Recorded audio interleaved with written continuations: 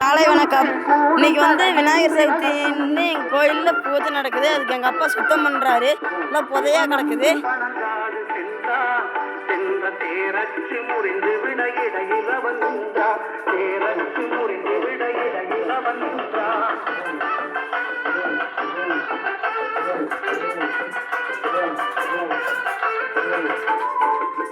அவன் முகம் பொங்கும் தும்பிக்கை அது காட்டி மகிழும்